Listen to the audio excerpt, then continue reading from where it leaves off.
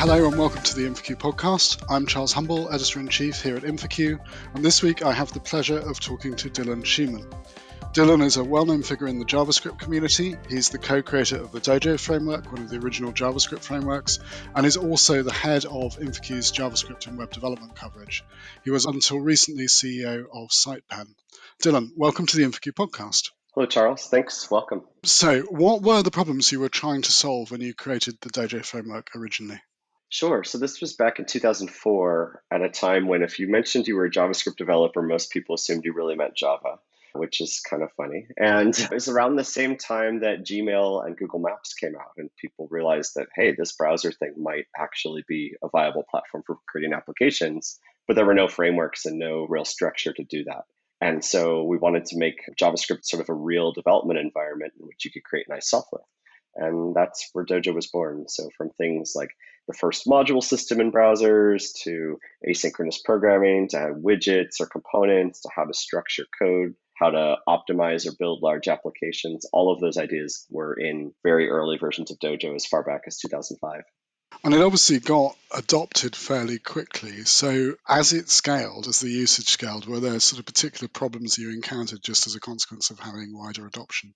So I think every open source project faces this problem of suddenly you're popular and how do you not drown in the noise of everyone asking you the same questions over and over again. I think Alex and I in 2006, Alex Russell, the co-founder of Dojo, and myself, as well as David Chancellor, but he was less active. So the two of us, I think, were invited to speak at like 100 conferences in 2006. So we got nothing done.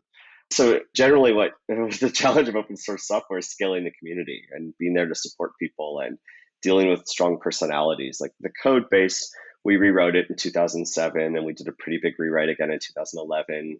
So sort of 2007 was when 1.0 came out, and 2011 is when we rewrote our modules into AMD to support, better optimization in our applications and whatnot.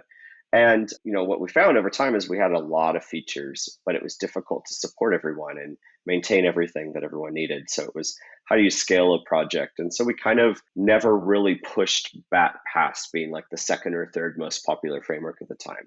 But I think that was okay because we found that there were sort of very bifurcated needs in the community. There were the people who were using jQuery and happy with it, which really was more like a simple library. And then there were people who wanted to build much larger, more complex applications. And Dojo tried to serve both needs, but it really was more focused on the latter. And at the time, most people were really looking for, hey, I just want to learn JavaScript and do some things and make it a little bit better. And that's what jQuery filled a gap for many years as well. So given how long Dojo has been around, how has the JavaScript landscape evolved since it was first released? Well, quite a bit. At the time we started Dojo, there were no debuggers in browsers that were effective. Firebug came out shortly after we started working on Dojo. So there was no console in a browser that you could rely on. There was no ES6 or even ES5 hadn't been finalized. Safari wasn't a browser yet. The iPhone and Android devices didn't exist. There was no Node.js. There was no Electron. So it's quite different. Both the language and the environments, back then you were trying to target two browsers, Internet Explorer and Firefox, right? And so a lot has changed for the better, but also things in some ways have become a lot more complex. The expectations are higher. The reliance on open source has grown exponentially. Using open source was kind of a new thing for enterprises, which seems laughable today, given the world's largest enterprises all assume everything's open source. So it's changed completely.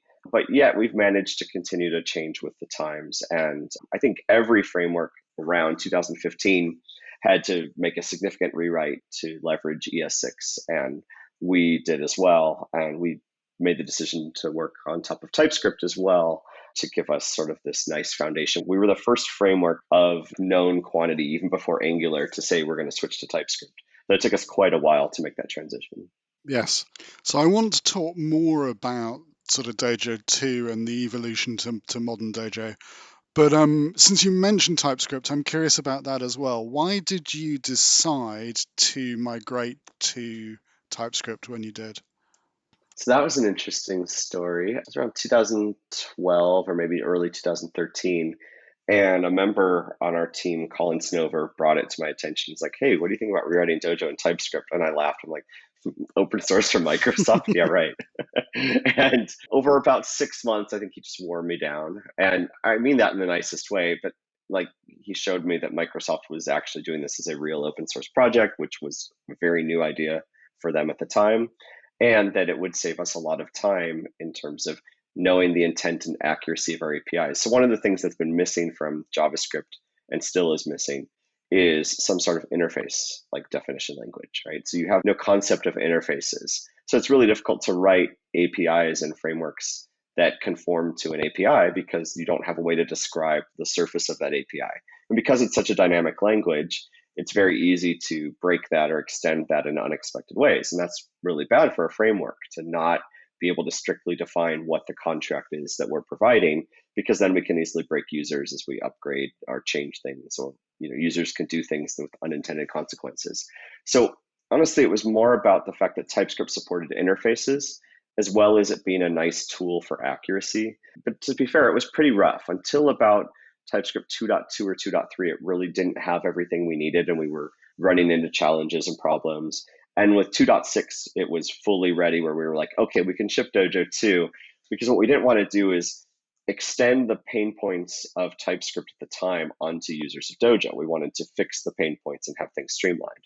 And I think that was one of the reasons that Angular 2 got a lot of negative pushback, was they used TypeScript more for their benefit, but the ergonomics for an end user weren't really there yet. They've improved that a lot over the past few years. Whereas we just kind of waited until we felt like, okay, this feels like a nice way to write applications on top of Dojo. This is ready to ship. So what problems are you specifically targeting with modern Dojo, with sort of Dojo 2.0 and onwards? So modern Dojo is very much focused on being a very small, opinionated reactive framework. So if you squint your eyes, it resembles React. It has support for JSX syntax and components like that. But it tends to focus on giving you all the pieces you need, say batteries included, for building a modern application. So it has your routing and routing library. It has your build system built in that relies on Webpack. It has theming, it has components, it has this TypeScript foundation, and it has these constructs. It has this store implementation and middleware, which are sort of like Redux, but I think have a bit more thought and care into how you would use them in an application. And there's some really interesting things there. So our default bundle size is quite a bit smaller than you would get with a typical React application or an Angular application, but still doing just as much. It's more comparable to, say, Svelte or Stencil in terms of bundle size. But you sort of get all these things, but then there are a lot of benefits of sort of having these small reference implementations of all the features you might expect. So for example, we have this concept of build time rendering and Dojo blocks. And what that gives you is access to Node.js on a component level during development and build time. So you can say, create a static site using markdown content and generate a fully static site while still writing it in the same way you would a modern Dojo application. And you can do it on a component level rather than on, say, an application level, like something like Gatsby or Next.js would do for the React community. So because we sort of have this fuller but not bloated framework, we're able to do interesting things that help you build an application more consistently and more efficiently. And yet we're able to keep things super small and lean. You spent quite a lot of time working on going from sort of 1 to 2, I remember. Yes. I gave my first conference talk about what Dojo 2 might be in 2010. We started real work on it in 2012 or 13, rewrote it from ground up at least 5 times. And then 2018, we finally had our 2.0 release. So a good 8 years. Yeah. So did the problems that you were targeting at the beginning, did those kind of change over time as the landscape around you was changing? A lot of the things I would say, innovated on or were one of the first to work on became part of the language and standard. So whether it's module loading or asynchronous programming or just features that became part of CSS or HTML or other things. So a lot of our work was removed, but then it was sort of, how do we create this really nice, efficient, ergonomic API on top of all this stuff that would be nice? So we sort of felt like Angular, in our opinion, is in general really complex. And I think part of that is that they did their rewrite almost a little bit too soon. They shipped before TypeScript was kind of fully baked, in our opinion. So they had to do a lot of things that today maybe they regret doing for Angular 2 and newer that they would like to undo that will take some time. And then React sort of said, we're just going to create this small library and then let the ecosystem grow around it.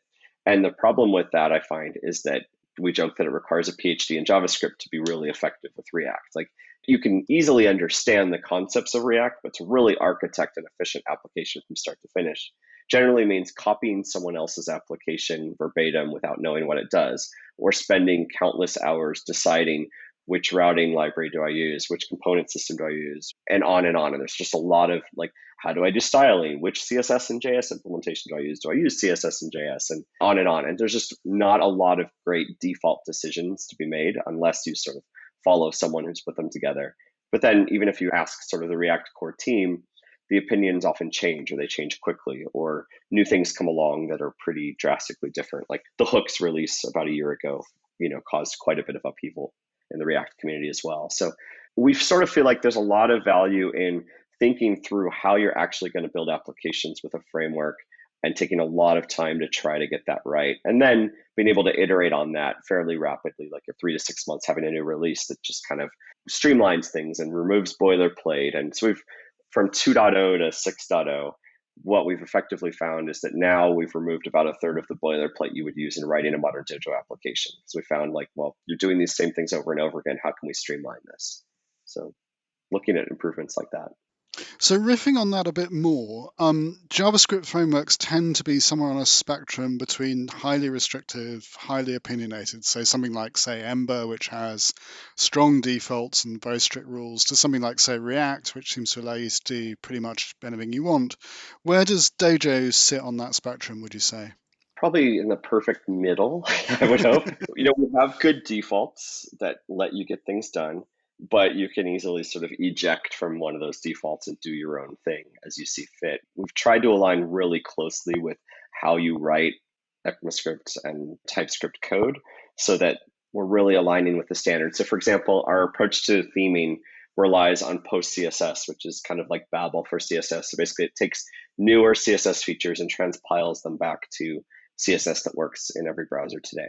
But we've avoided these sort of plethora of random extensions people have added that are not CSS syntax, because we kind of want to stay aligned with the standards rather than having to support this, completely different ecosystem of stuff.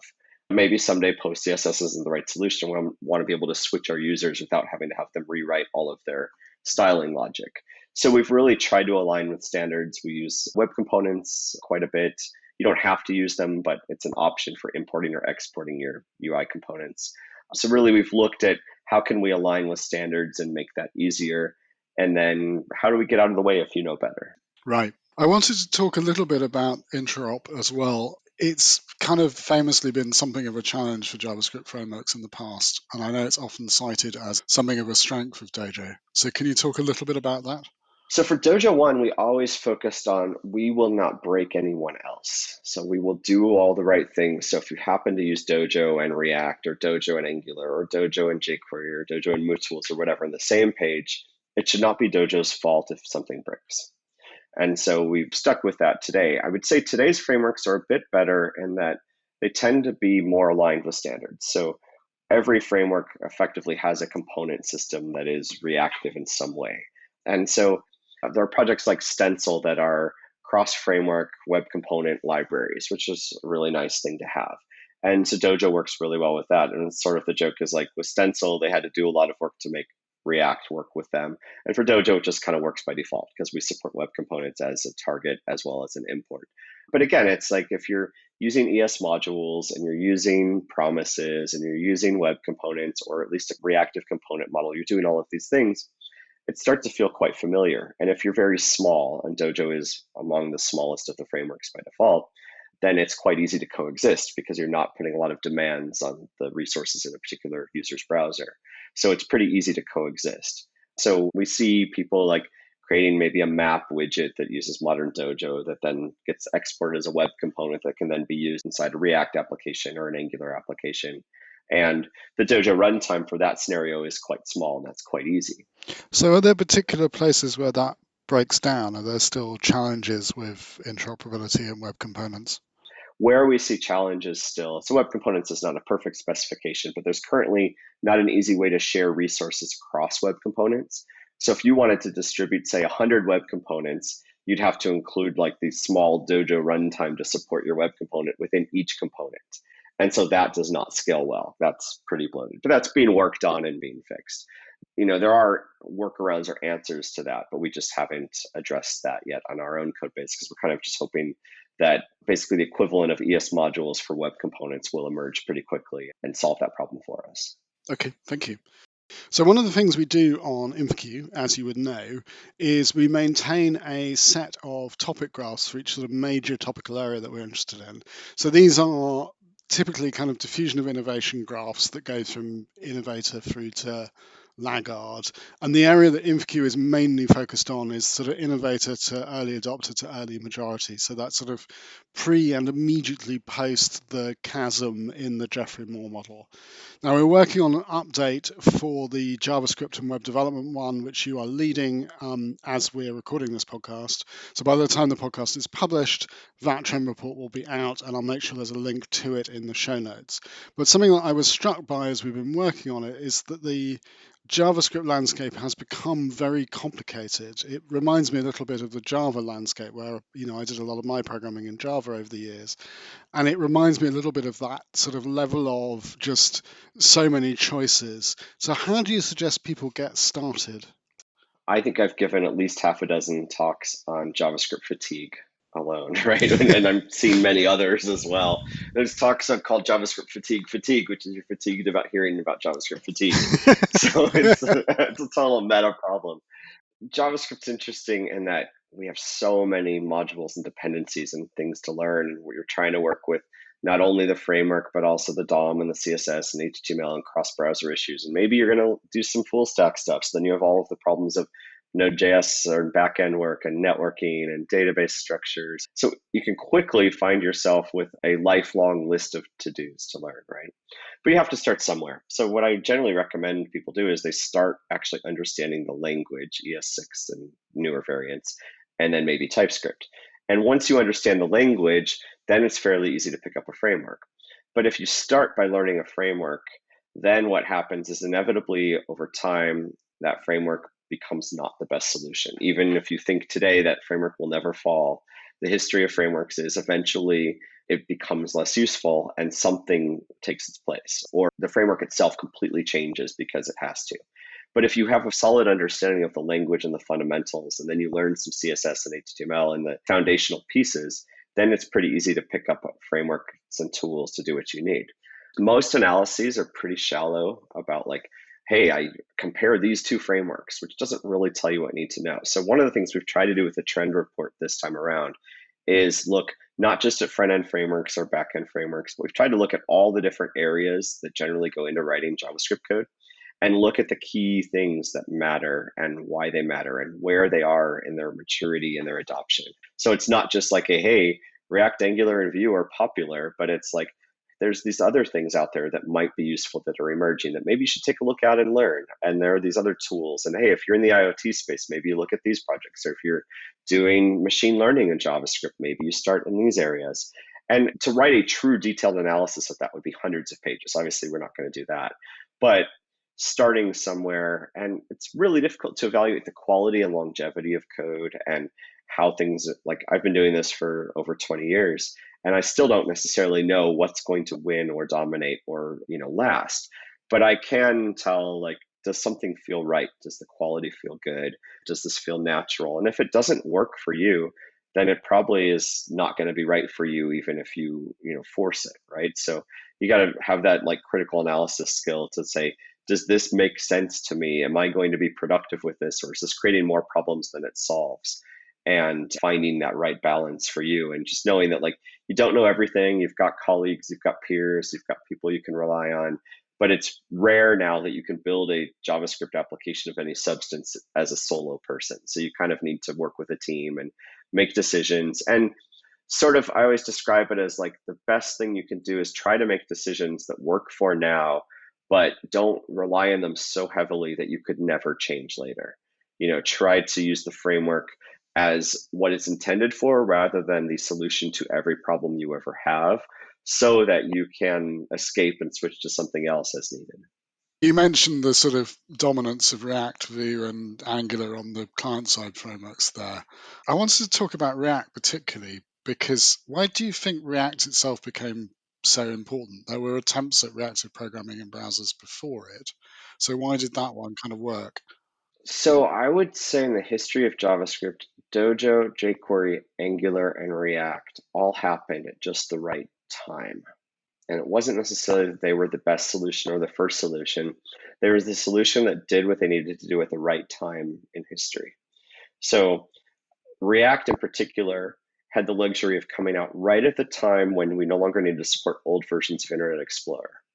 And so before that, the memory allocation that React would have required far exceeded what you could have achieved in IE.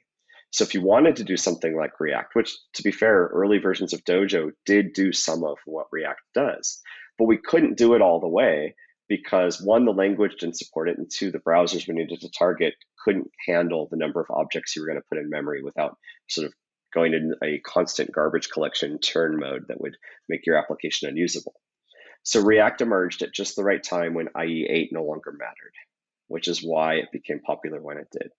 They've continued to do a great job with it. Is it perfect? No, it has lots of warts and lots of challenges, but so does anything that's trying to support that many different people using it with that many different use cases. And their biggest challenge today is they can't really change things very rapidly, even if they wanted to, because they break their whole ecosystem. So they have to be very careful and deliberate with what they change.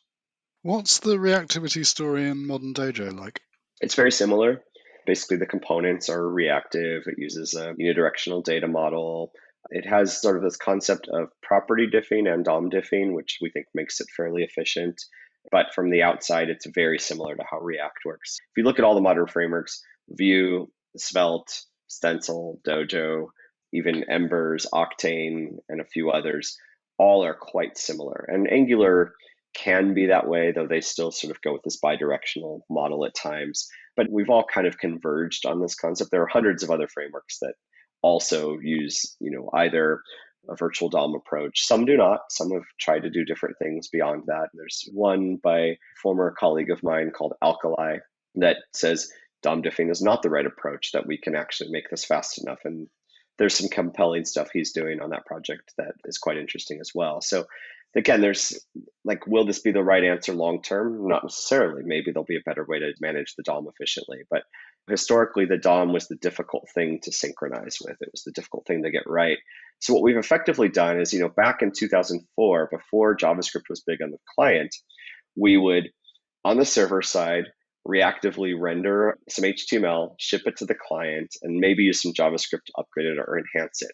We effectively moved that whole reactive model from the server to the client. And that's kind of what React popularized, was now the network connection to the server is really just about getting data, persisting data, getting permissions, getting information. But in the past, the browser was treated as this dumb canvas that we would just paint, and we would repaint it based on commands from the server. Now the DOM is this dumb canvas that we repaint from this reactive model that's sort of a rendering engine that's stored in the browser memory. So we've actually gone full circle from treat the DOM as this dumb thing that we paint, but in the past it was the full page, to now we're going to use JavaScript to render the whole page on the fly client side in a very messy way. So now we're going to treat the DOM as this dumb rendering thing that we just re-render as needed. Where did that idea for the virtual DOM approach originate? In many ways, it's inspired by game engine development. It's inspired by complex grid components. So Dojo's data grid and dgrid, Dojo's early vector graphics implementation, the Bespin editor, which later became the editor called Cloud9, those all used sort of a virtual DOM-based system, but on a smaller capacity, not for an entire application, but just for a specific component that was very complex, like grids, charts, vector graphics, IDEs in a browser. And that concept basically then became possible to do for a full page application. So in terms of some of the newer client-side libraries that we have in the innovator and early adopter stages on the Trend report, are there any of those that you think are particularly interesting or you think that we should be particularly paying attention to? Obviously Dojo, but beyond Dojo, Svelte and Stencil get a lot of attention as well. Svelte is described as this disappearing framework.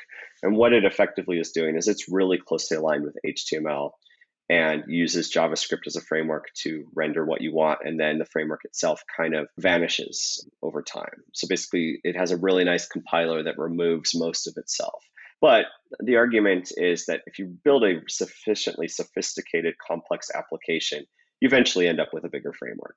But for simple applications or simple sites, it's really nice and small. And then Stencil is this kind of web component framework that's described as like a way to create a cross framework component library that you could reuse or to create your next design system. And it's gained a lot of attention as well for that reason. There are others like Preact, which is a less than 4 kilobyte gzipped implementation that's nearly the same as React, but it just removes a few features that are less important. And they've done a great job of keeping that nice and small. There are others, but like those are the kind of ones that I hear about all the time. Now, we've talked about web components quite a bit on this podcast already, but I think it's worth noting that we've moved those from early adopter to early majority this time on the trend report, so kind of crossing the chasm in the Geoffrey Moore model. What drove that decision? So all browsers now natively support it. In the past, you needed a shim, except for IE, but we pretend IE doesn't exist anymore. But you can make it work in IE if you need to. But also large companies like Apple and Nike and ESPN and others are deploying web components on their sites for things that they're doing. So Apple, I think when they redid their iTunes implementation, it uses web components for that. There's like 140 web components that represent the UI inside of the new iTunes, which is basically just a wrapper around Safari in the browser. And if you go to Ionic, Ionic is the parent company that creates Stencil and also the Ionic framework. And you look at some of their clients, like Amazon is using web components for stuff and on and on. So you're seeing it going from this thing that people thought was a good idea. It was like the 10th attempt at creating a web component specification for the web. This one's finally sticking. And it's not perfect, but it's good enough for a lot of use cases. And it sort of solves the problem of, man, I just created a bunch of framework components in Angular, but now we're switching to React. What do I do? And Stencil kind of says, well, if you create your components with Stencil, then they in theory should work across all of these different frameworks that you might want to use, which is kind of cool. Excellent. So we're getting towards the end. We should touch on WebAssembly, I feel. Oh, yeah, that little thing. Yeah. That little thing, yeah, right.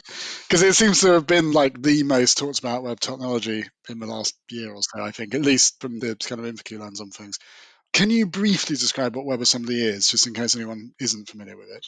Yeah, I mean, so it started actually as a subset of JavaScript called asm.js, assembly JavaScript.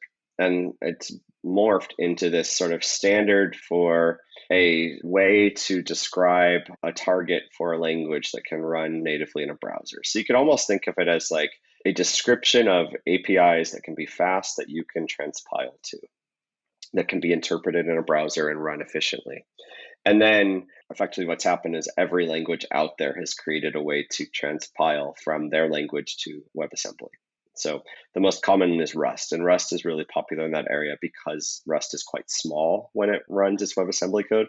Go is quite easy to get working, but it adds like a 3 megabyte runtime to make Go work in WebAssembly. So it's interesting, but it's quite inefficient for that use.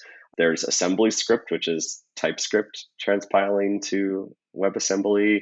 But what we've really seen is interesting is like game developers have taken long-standing C or C++ game engines and transpiled them to work on the web with WebAssembly. And that's where we see a lot of it. I've seen people taking like fast Fourier transform libraries and transpiling them to WebAssembly and other things like that. So it's really a lot of it is about taking things that are difficult to do in the browser efficiently and making them faster, or taking long-lived libraries in mature and established languages and just moving them to the web so they can work. It's not perfect, but it's got a lot of promise and there are a lot of things it does well. But what's interesting also is the work on it is also making the web look at how to make JavaScript faster. So one of the proposals out there is called binary AST. And what it is it's to represent the JavaScript source tree as a binary abstract syntax tree rather than what it is today, which would, in theory, speed up the parse time of JavaScript. So Like Facebook.com ships 6 megabytes of JavaScript, and their bottleneck is the parse time of that JavaScript. It's not the actual network, because they've basically connected every ISP directly to Facebook's backbone in the world, right? So their bottleneck no longer is network speed, it's parse time of their JavaScript engine. And a lot of that's to support the rendering of movies and images and chat and all the other features they have, which is quite substantial. But binary AST from their studies would cut their parse time in like more than half. So there's a big push to try to bring that to the language as well, to sort of take some of the WebAssembly benefits and move them to JavaScript so it continues to stay competitive and remain useful. There's also, a lot of work that's been done over the years in, moving UI work or non-UI work outside of the main thread in JavaScript. And so WebAssembly is a natural way to do that, but also you could do that through just some of the background processes that you can run outside of the main thread in JavaScript. But, effectively, there are ways to do things in JavaScript that help you with that, but WebAssembly also gets those benefits of not competing with the main UI thread in JavaScript. Do you have any thoughts on how you expect WebAssembly to evolve over the next 12 to 18 months? So it's kind of reached that stage where it works, and now it's time to make it really good. And there's a lot of push to doing that. And there are some nice articles, I think, from the people at Mozilla, sort of looking at the state of WebAssembly and where it needs to go. And I think we've covered a few of those on InfoQ as well. Just sort of look at like, okay, here are all the warts that we need to fix. And that's where I expect the focus to be. And a lot of it is like, how do you improve the communication between JavaScript and WebAssembly? And how do you make it so WebAssembly doesn't have to communicate through JavaScript if you don't want it to? And how do you handle more efficiently module loading in WebAssembly and just other things like that? And there's a lot of work going on in that space. So I expect it to continue to improve. And early on, I thought of it, I'm like, well, this is stupid. They're trying to replace JavaScript. But now I realize that that's not really the intent. The intent is to just look for ways to bring any code to the web. So you could think of WebAssembly in many ways as, in the past, we'd use a plugin like Flash or Silverlight, but you could maybe do something in WebAssembly that's not easy to achieve in JavaScript today as a shortcut, but in a sort of universal way that's standardized rather than these proprietary plugins that are, sort of sandboxed but are black boxes. That's great. Dylan, thank you very much indeed for making time to talk today. Really lovely to speak to you, and look forward to catching up with you in person before too long. Likewise, thank you. Thanks for listening.